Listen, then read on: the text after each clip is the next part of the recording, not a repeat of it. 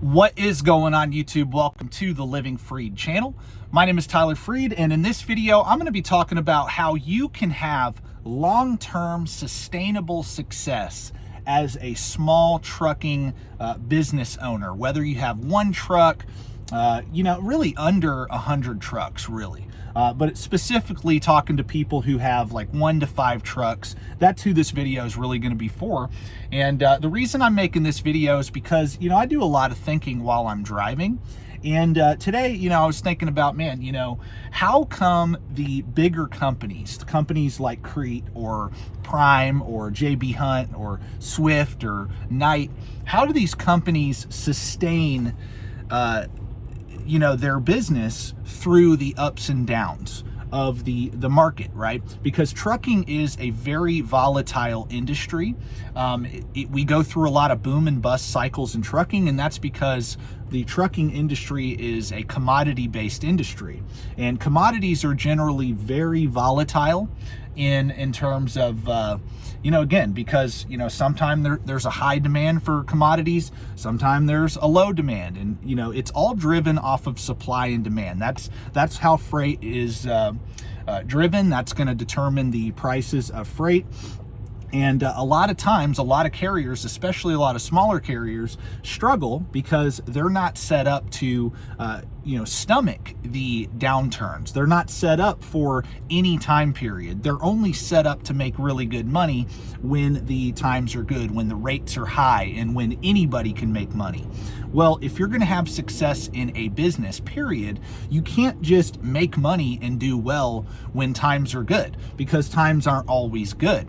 And so you want to set up your business, especially in trucking, to where you can sustain yourself through the ups and the downs, right? And so if you're somebody that's watching this video and you're thinking about buying your own truck, or you're thinking about starting a fleet and growing a fleet, this is a great video for you. And again, these principles will apply to you whether you're somebody who wants to grow a massive fleet, or you already have a ton of trucks, or you're somebody that just has one and you want to maybe grow to 5 or 10 or 20, whatever. But this will be a good video for you, because I truly believe what I'm about to talk about will help you, whether you're large or small, really. But most people watching me are going to be, 1 to 5 trucks, or they're company drivers. That's who's watching my channel. We don't have any CEOs of mega companies watching my YouTube videos. And so anyway, so I'm going to get right into it. So I'm going to go down the line of the different things you need in place. And a lot of this stuff I've talked about before, but the first thing, I've really never dove deep into the very first thing I'm going to talk about, because I don't really talk a lot about it, which is what? Which is number one, securing freight. That is something I don't really talk about a lot. I don't talk about spot market freight or contract freight or whatever, but I am going to talk about that in this video, because that is huge when it comes to starting your own business. The number one most important thing is what? The number one most important thing is, do you have customers, right? Well, in trucking, fortunately, it's very easy to get a customer in trucking. Now, it's not easy to get dependable customers in trucking. So if you're somebody that's leased onto a carrier that only does brokered freight or spot market freight, that freight is not dependable all the time, because the rates fluctuate so much, versus if you're leased onto a company or you have your own authority and you have contract freight. Well, contract freight, isn't totally secure. You can lose those contracts, but at least when you are under that contract and you're hauling that freight, the rates are set in stone. And so you can plan your business out when you know what to expect in terms of your revenue. So that's the most important thing, in my opinion. If you're going to have long-term success in trucking, the number one thing is the customers, right? And this will apply to any division, whether you're local, regional, OTR, dry van, flatbed, reefer, oversized, it does not matter. Everything I'm about to talk about in this video will help you no matter what division you're in or what type of trucking you do. It's not going to matter. The number one most important thing is, do you have a plan before you buy that truck? Do you have a plan for the customers that you're going to haul for? Do you have a plan? So how are you going to do that? Okay, say you want to get your own authority. Well, what is your plan to build long-term relationships with brokers, which you can do that. A lot of carriers do that. They haul for brokers, but they don't run off the spot market. They have relationships with brokers, and those brokers are willing to work with them and pay them more money and consistently pay them more money no matter what time period we're in, because those carriers are a lot more dependable and they have a relationship with them, and they're willing to pay top dollar, because the old saying goes, right? You get what you pay for. When you try to be cheap, you get what you pay for. And when you're hauling for a broker, well, you're hauling freight for their customer, so they want to make sure their customer is pleased. So that's the first thing I would do if I had an authority. Yes, I would have to operate off the load board when you're first starting out.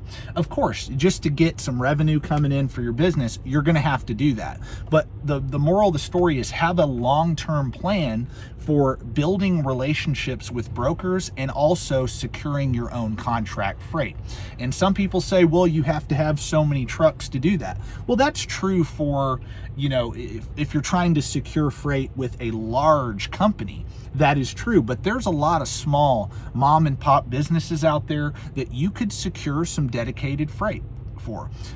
It's possible. It can be done. Or you can just grow your business by hauling freight for brokers and, again, building those long-term relationships with them and getting much better freight. But it's out there. If you do the work, you can go secure good paying, dependable freight. You can do that. That's what I would do if I had my own authority. I don't have it right now. Eventually I will have my own authority. And when I do, I will do that. Now, right now I have all my trucks. I have 5 trucks and they're all leased on to Crete Carrier. The reason I leased my trucks on to Crete Carrier to get started was because they have contract freight. They have a lot of drop and hook. Pretty much 70 to 80% of their freight is drop and hook. They're with large, dependable companies that we haul freight for. They also have different divisions. If I ever want to change divisions, I could do reefer, I could do flatbed, whatever. But there's dry van, reefer, flatbed with them, and it's all contract freight. So I can project my numbers with a company that has that secure freight. No, am I going to make more money if the spot market's doing really well? Am I going to make more money hauling for Crete than I would running on the spot market when rates are really high? No, but when we are in the down times, or we're just in a sideways flat market, it's just normal rates, we're not going through really a boom time, I'm going to make out better than most trucking companies because I've got that consistency. Consistency is everything in trucking. It's everything in every business, because you want to be able to know how to project your numbers, right? You want to know what to expect in terms of your revenue every single week and every single month and every single year, because you got to know your revenue, you got to know your fixed costs and your variable costs. And so in order to really project numbers, it's hard to do that in trucking when you're hauling on the spot market, because again, rates fluctuate all the time. It's very hard to do that. So again, first thing is securing freight. I've never talked about this really in depth, but that is the most important thing. I don't care if you do pay cash for a truck. I'm going to get into the financial stuff, but it doesn't matter if you pay cash for a truck or not. Yes, you'll still make it on the spot market in the good and bad times. When you have a debt-free business, you will, but you want that dependable freight. Now, if you're somebody that just wants to stay at one truck and you don't plan on growing a business in trucking, then okay, you probably could really just survive off of doing spot market freight and hauling for brokers. But if you're planning on growing a business, a legitimate company, you want to start thinking about, again, securing contracts and building relationships. So again, number one, whether you're any division, whether you're running regional, OTR, local, whatever your business model is, doesn't matter. Number one thing is securing freight that is good paying, dependable, and consistent. It's that simple. It's really, that is the most important thing, is contracts. That is the number one most important thing in this business and in any business. So that's number one. Number two, you want your finances to be in order. So before you go out and buy a truck, you got to think about this, okay? And I talk about it all the time. But one, your personal life needs to be in order. Don't try to build a fleet when you've got $50,000 in personal debt and you have $20,000 in savings. Don't go out and build a fleet to do that. Stay company, pay off all of your debt, okay? If you have any personal debt in your life, excluding like a mortgage on a house, okay?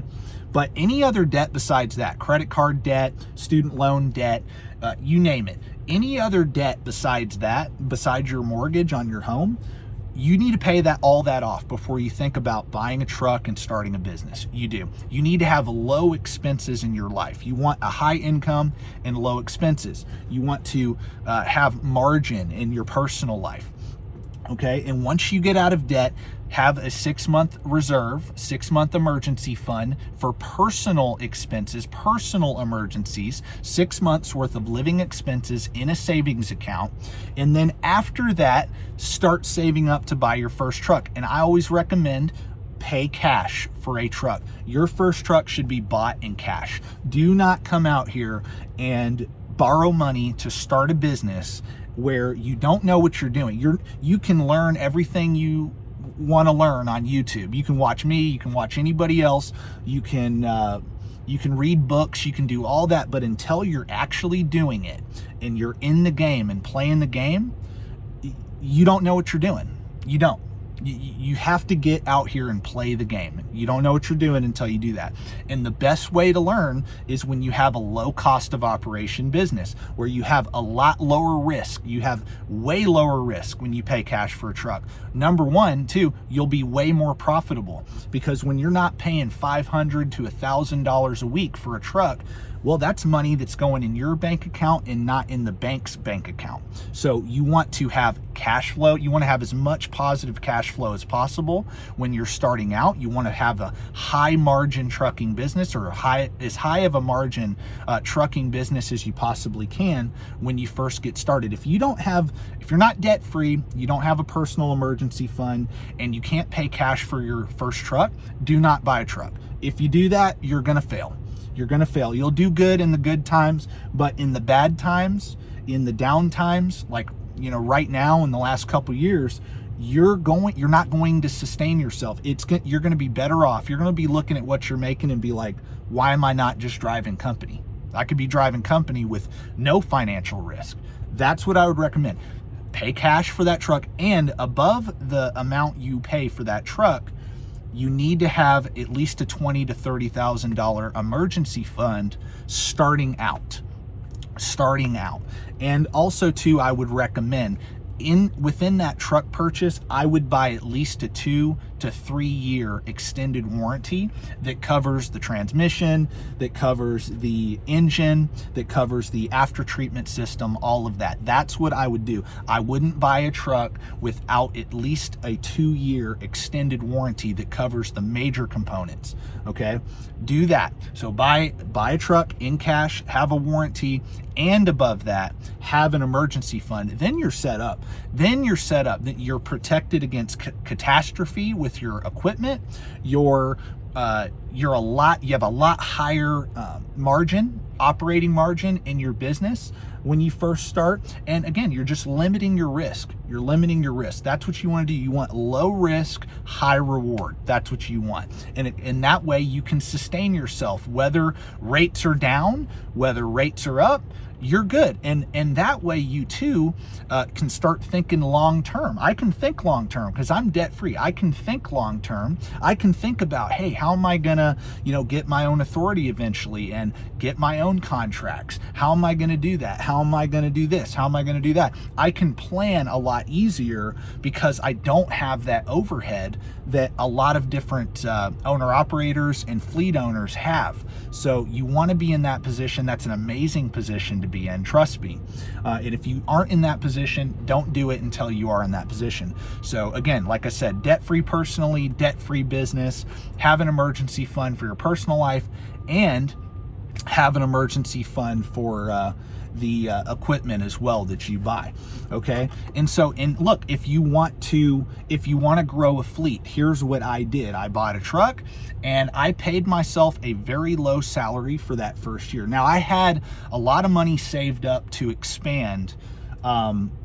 You know, I had money saved up. I saved for about 6 years to start my fleet. I did. But that first year, I only owned one truck, and I lived on like $800 to $1,000 a week. That's it. And everything above what I made $800 to $1,000 a week, I banked that. That way I could save up and buy another truck and grow my fleet.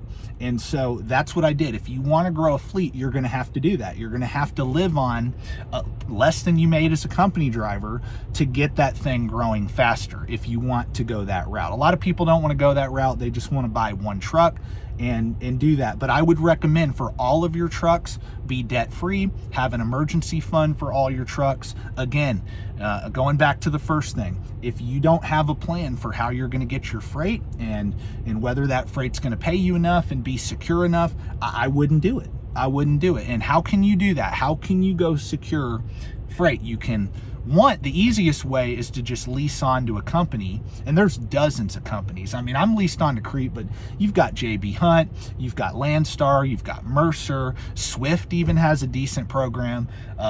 Man, you've got Prime that's pretty good. Like, you have a ton of different companies that if you own your own truck, you can go lease on to them and make really good money being an owner operator, and a lot of them will let you grow a fleet under their authority.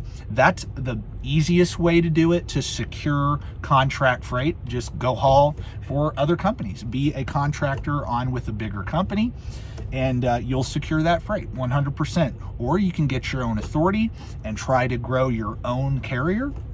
And you could do that. You're going to start out more than likely hauling for brokers at first. But again, if you build relationships like I alluded to, and then eventually you grow enough, you have enough size, you have, you know, 5 to 10 trucks under you, under your authority.